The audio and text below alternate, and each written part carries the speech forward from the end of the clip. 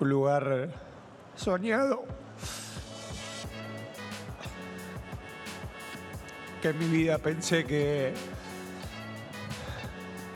A ver si paro, porque no soy capaz. En mi vida pensé que pensamos todos los chicos del cuerpo técnico estar en ese lugar. Entonces para seguir se necesitan un montón de cosas, sobre todo... FIFA just did something it clearly never wanted to do. It officially opened an investigation into Lionel Messi's Argentina after one of the most chaotic and controversial finals in recent memory. As the final whistle blew, the focus quickly shifted away from football and onto the heated scenes that followed, with reported confrontations involving players and staff on the pitch. Now, world football's governing body has launched a formal investigation, and several Argentina players could reportedly be facing serious disciplinary action, including possible World Cup suspensions. That leads to the question everyone keeps asking. Did FIFA truly have no choice but to step in?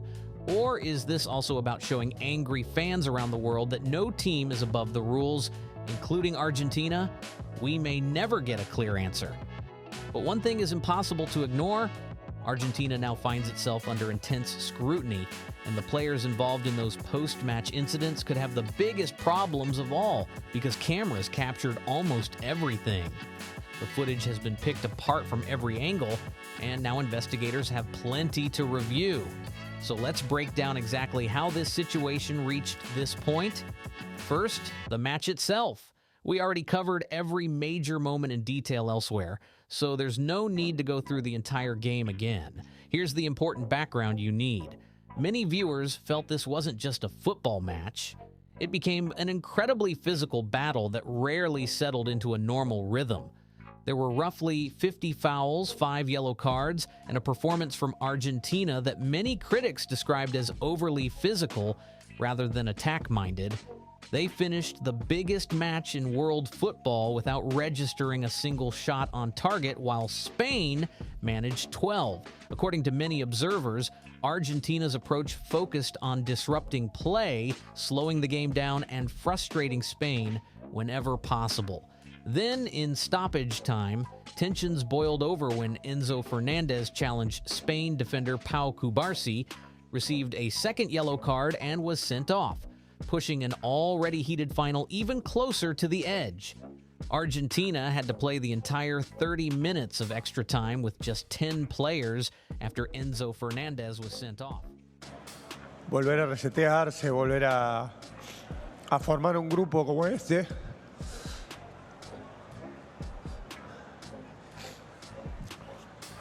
Que difícilmente se vuelve a formar. Y me duele el alma. Lo siento. That made him the first player to receive a red card in a World Cup final since 2010, putting his team under huge pressure at the worst possible moment. But the real controversy exploded after the final whistle, as several Argentina players, including Messi, dropped to the ground in disappointment. Spain's squad rushed across the pitch to celebrate their victory. That's when the situation appeared to spiral out of control. As Rodri ran past, Nahuel Molina seemed to strike Spain's captain in the stomach. Rodri immediately turned to confront him, and the tension escalated in seconds. Eric Garcia rushed over to support his captain, but then Leandro Paredes entered the scene. Cameras appeared to show Paredes grabbing Garcia by the throat before pushing him backward during the heated confrontation. The chaos didn't stop there. Footage also appeared to show Paredes confronting Gavi, making contact with his face before Gavi ended up on the ground, while Thiago Almada was also involved in the incident. The scenes became even more shocking because it wasn't limited to the players. Argentina assistant coach Roberto Ayala was also caught on camera appearing to grab Eric Garcia around the throat before seemingly making contact with Spain's Dani Olmo during the confusion. Elsewhere, Nicolas Otamendi got right into Rodri's face, delivering a heated verbal exchange about complaining to the referees. Argentina manager Lionel Scaloni, to his credit, could be seen rushing around the pitch trying to pull his own players and staff away before things became even worse. As Joe Hart said on the BBC, disgusting behavior. Alan Shearer was even stronger in his reaction, saying Paredes threw 2 or 3 haymakers into someone's face. A new world champion had just been crowned, but instead of the spotlight staying on the celebration, the attention quickly shifted to the heated scenes involving Argentina. And that's exactly where FIFA's biggest problem begins. Now the governing body has to decide what happens next, and every move it makes will be watched closely around the world. On Monday, FIFA confirmed that it had officially opened a disciplinary investigation. The organization appointed what it calls a disciplinary and ethics prosecutor under Article 36 of its code to examine everything that happened after the final whistle. That means the process is now formal, and the consequences could be very serious. In simple terms, one investigator will now review the referee's report, the official match documents, and every available camera angle before deciding whether disciplinary action should follow. Reports have linked Nahuel Molina, Leandro Paredes, Thiago Almada, and assistant coach Roberto Ayala to the investigation. And that last name could become especially important. Players sometimes lose control during emotional moments after huge matches, but if a member of the coaching staff is also found to have crossed the line, it becomes much bigger than one emotional reaction. Footage has been widely discussed that appears to show Ayala grabbing a player by the throat and later making contact with another during the confrontation. If investigators reach that conclusion, it could raise difficult questions not only about individuals, but also about Argentina's football federation. Paredes remains one of the biggest names under the spotlight because of the reported confrontation involving Eric Garcia and the incident with Gavi. If investigators determine that the footage supports those allegations, the disciplinary case against him could become one of the most significant parts of the investigation. But FIFA's review isn't focused on just one player. Investigators will examine the actions of everyone involved, whether they were on the pitch or on the bench, before deciding what sanctions, if any, should follow. FIFA's Article 13 deals with offensive behavior and the principles of fair play. It covers actions that violate the basic standards of decent conduct or damage the reputation of the sport. And the possible consequences are serious. If FIFA decides those rules were broken, it has the authority to hand out suspensions that apply across competitions around the world. This isn't just a domestic league making a decision, it's world football's top governing body deciding whether players or staff should be banned from the game on the international stage. Because they realised that they wouldn't be penalised for it. A number of the players who had cards, I mean, Paredes should have been sent off long before his first yellow card. Absolutely. Fernandez should have been sent off long before that lunge on, who I can't remember. Rodri. Yes. You know, some of the conduct of the Argentina players, it kind of reminded me of people with long memories, Argentina in 1990 in the final against Germany, I think.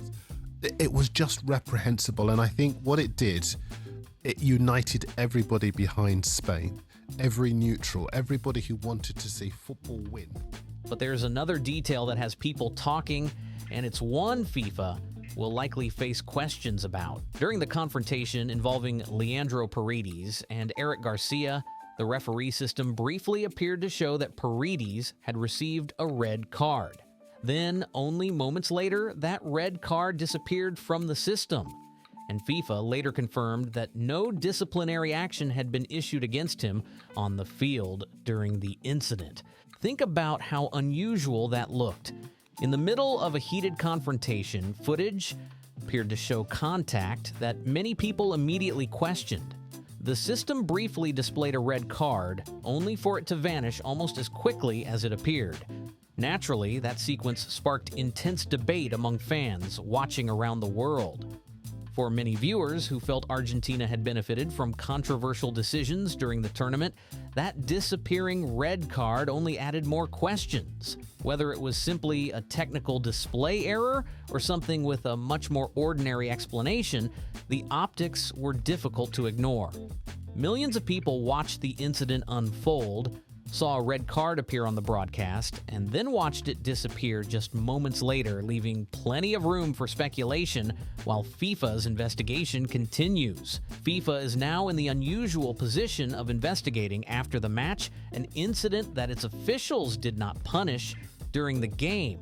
That alone is a major story, but it doesn't end there because Argentina is also facing another completely separate FIFA investigation at the very same time, making an already difficult situation even bigger. After Argentina's semifinal victory over England, several players celebrated with a banner reading, "Las Malvinas son Argentinas," meaning the Falklands are Argentine. Reports say the banner was brought into Atlanta Stadium by supporters before being displayed during the celebrations. Because FIFA's rules prohibit political messages from players and teams during official competitions, the organization has already started reviewing that incident as well. According to reports, Christian Romero, Giovanni Lo Celso, and Lisandro Martinez were among the players seen holding the banner, and they could face disciplinary action if FIFA concludes its rules were violated. The Argentine Football Association could also receive a financial penalty depending on the outcome of the investigation. That means this isn't just one FIFA case. It's two separate investigations involving the same team from the same tournament. Every new development adds another layer for investigators to examine, and the spotlight on Argentina only continues to grow. At the same time, it's important to look at the full picture fairly. FIFA's investigators won't be judging these incidents in isolation. They'll also consider whether there is any broader pattern of conduct based on previous events and the facts available to them. Critics have pointed to earlier controversies involving members of this Argentina squad. They often mention the celebrations after the 2022 World Cup, including the widely discussed Golden Glove gesture and remarks directed at Kylian Mbappé. They also point to the 2024 Copa America, when Enzo Fernandez publicly apologized after sharing a video of a team chant that the French Football Federation condemned as racist and discriminatory. Those past moments don't decide the outcome of the current investigations, but they have become part of the wider conversation surrounding the team. That same year, goalkeeper Emiliano Martinez received a 2-match suspension for offensive behavior during World Cup qualifiers after repeating his widely discussed trophy celebration and later making contact with a television camera using his gloves.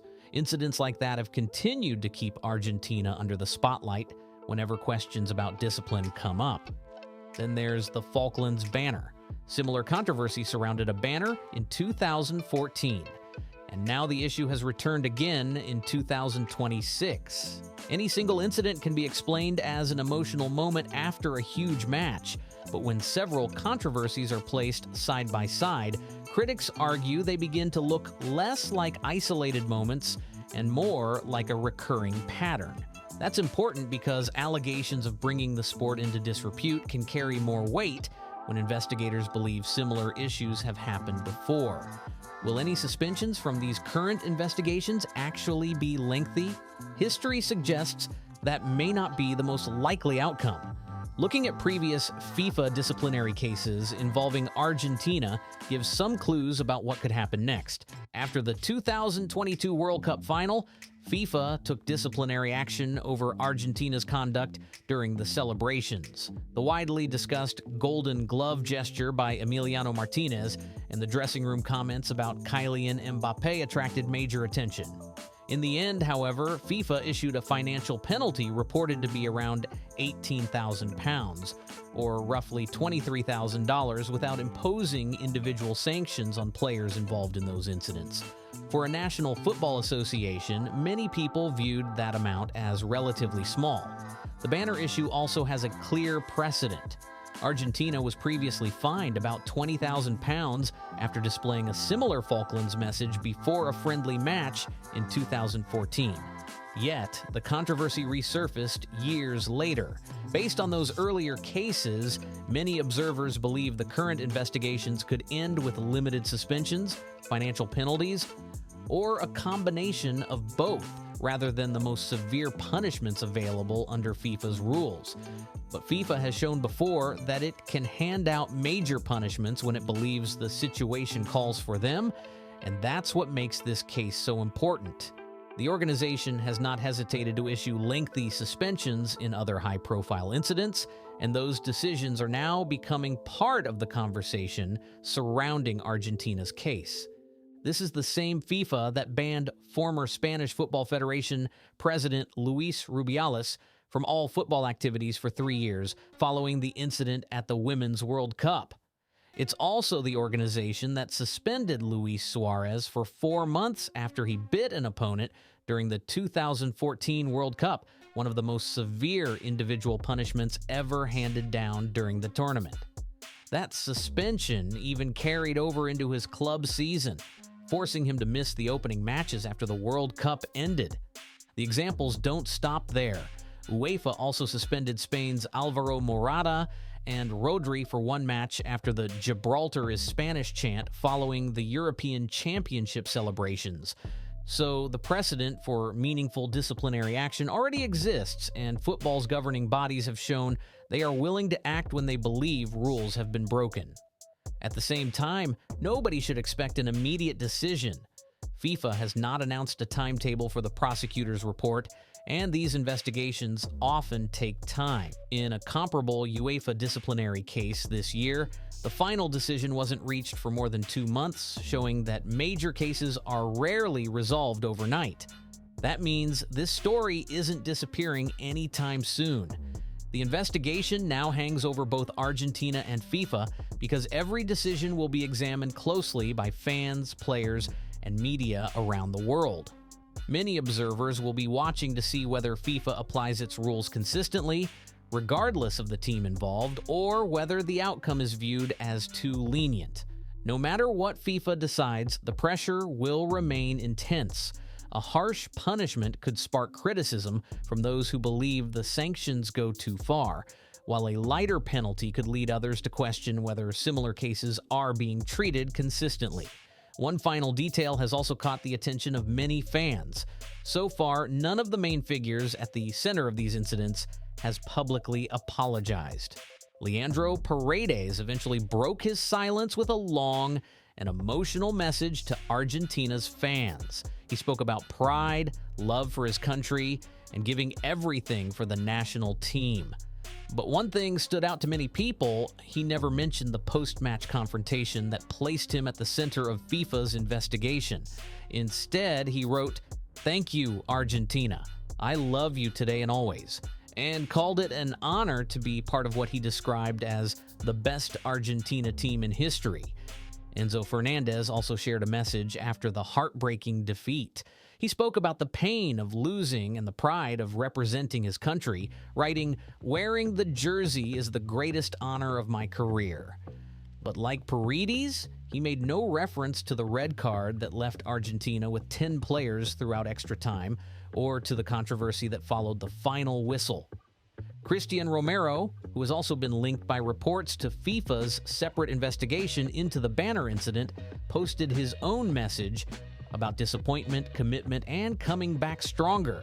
Each statement focused on love for Argentina, resilience, and national pride, while avoiding any public discussion of the incidents now being reviewed by FIFA. To be fair, the emotions after losing a World Cup final are almost impossible for most people to imagine. After 120 exhausting and intensely physical minutes, frustration and heartbreak can boil over in ways that are difficult to control. Throughout the chaos, Lionel Scaloni was seen trying to separate people and calm the situation, rather than make it worse. At the same time, FIFA's investigation isn't about the disappointment of losing. It's about whether the actions that followed crossed the line under its disciplinary rules.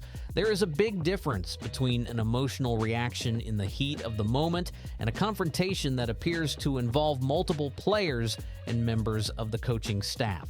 That is exactly what investigators will now examine, and why this story continues to attract so much attention around the football world. One emotional moment can sometimes be understood. But when several controversies happen close together, investigators may start asking whether they point to a broader pattern.